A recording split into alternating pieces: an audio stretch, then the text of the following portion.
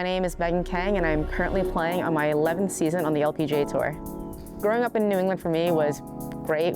I played in a local tournament series called the US Challenge Cup, and thankfully I gained enough points to start playing in the AJGA, and it was super cool to see players from all over the country at that point, to see how far and how big technology has gotten involved with junior golf. It's fantastic. I definitely would have loved to see my numbers back in the day, and so I think it's really cool that FlightScope and AJGA created this partnership of giving these young up-and-coming adults a chance to kind of continuously see their progress as they pursue the game of golf, whether it's for professional or collegiate or just for fun. I mean, I think we can all have a little fun with numbers, have little games with our friends, and I think it's cool to compare stats from where you started and where you're going. When I go out there, I like to know everything to a T of how far I'm hitting it, how fast my club head speed, my ball speed. I like to know the numbers. The data I see on the FlightScope and on the course, it's uncanny how similar they are. I think it's a nod to FlightScope and the work they've put into making sure that we have the best opportunity to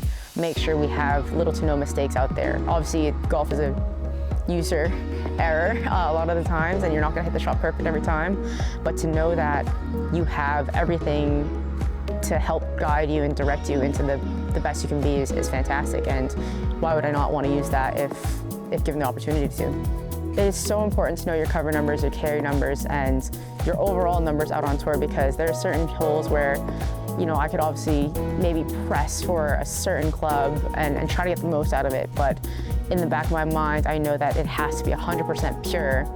And a lot of times, the harder you try, the less accurate you're going to be.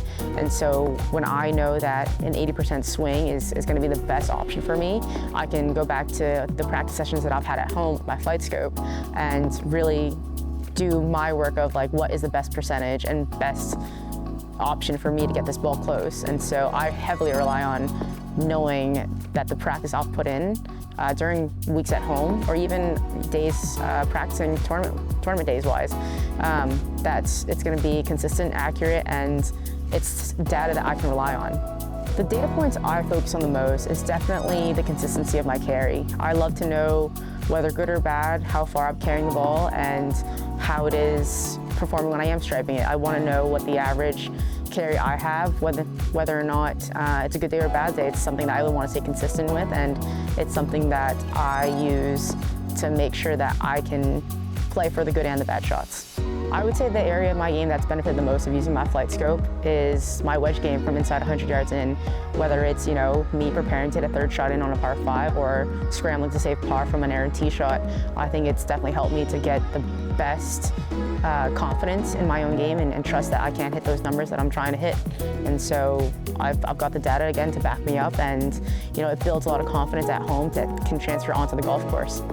I trust FlightScope just because it's been nothing but positive reinforcement for me. It's been there for me. It's given me everything I need to have more confidence in my game. And when I see the work I've been putting in put on a screen right in front of me and immediate feedback, it's something so cool where I enjoy it. I think FlightScope has so many cool features. I think I've seen a feature of shot tracing, and I think that's super cool.